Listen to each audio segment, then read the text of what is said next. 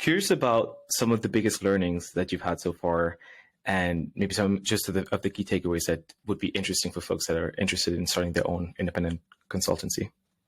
Yeah. So the first one I'll say is, if you're even thinking about it, just get started, whether it's a side hustle or you're trying to put this out there, definitely just take that action, take that first step. Second, find a lot of mentors. I've been fortunate enough that I've been able to find a lot of people who are doing similar things to me. So not only do they act as mentors and being able to answer questions and help me work through some of the challenges, but also role models.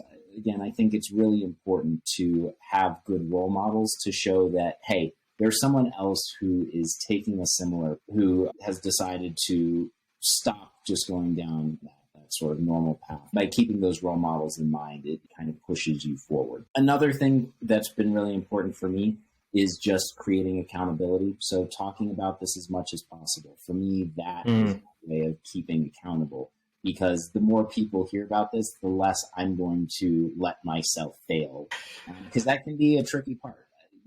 You were talking earlier about all these people who want to say, hey, I want to travel for a long time. I want to start a business.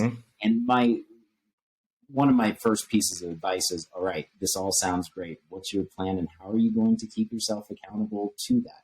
Because I think too many people who just sort of fall off the bandwagon after a few months or just sort of thinking about it for a little bit. And it's easy to fall off the bandwagon if you're intelligent, surprisingly, because a lot of smart people would end up being brought into the allure of working for a company because they're likely going to be making a lot of money, right? Some of the smartest people are working for really big tech companies, and that's valuable. But again, if you're smart, it's easy to get stuck in those companies because there's always going to be a bigger incentive for you to stay there versus pursuing your dreams. There's actually, folks might know his name, Naval Ravikant. He talks about his first startup that he started, well, maybe not very first, but one of the most successful one being AngelList, and how he was working for a company previously, and he shared with his colleagues at the time that he was going to start this company.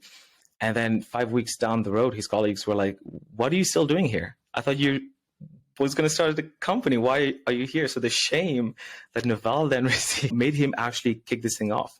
So the peer-to-peer accountability that you're talking about is incredibly powerful, because as much as we believe we can keep ourselves accountable, we can have all types of tasks and to-dos and lists and et cetera. The reality is, if we were to share that with a peer or a mentor, incredibly more powerful. And so, which brings me to my next part with mentorship, because that's something that has been very valuable for me as well. And it's easier said than done is what I found, because it's obviously like, oh, of course we need mentors. Everyone needs mentors and advisors. Build an advisory board. But the act of actually finding mentors can be incredibly hard. And so I'm curious to hear from you, how have you been able to secure your mentors, and how have they been impactful in your journey so far? Yeah, so I've secured mentors in a few different ways. First are people who I've previously worked with. So obviously, we already have a great relationship, and as I see them grow in their career, I've just called on them on a regular basis to, help me out where they can. And the great part is, especially with mentorship, most people are willing to set aside time to really help. So it's been really inspiring to see a lot of that. So anyways, that's the first way.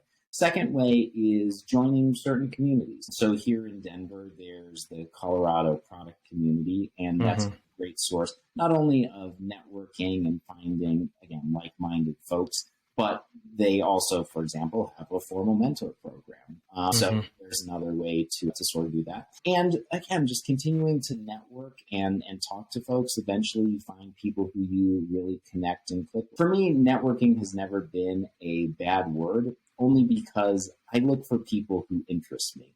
And I look for people I'm going to have really great conversations with. It's not about what, like a transactional, what you can do for me sort of thing. It's more just about learning from each other and giving to each other. So that's been important.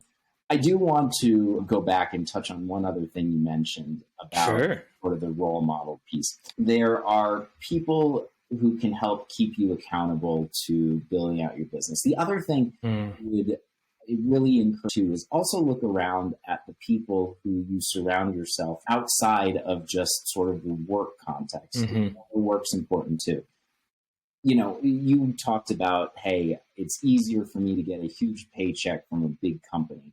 And that may be because the people you're surrounding yourself with, really do some evaluation. Is that the type of life that you really want to be living? And it might be difficult, but sometimes you have to look beyond your immediate peer group if that doesn't feel like it's the authentic life that you want. And that's also going to play into your decision to, be more or less risk adverse in taking this jump.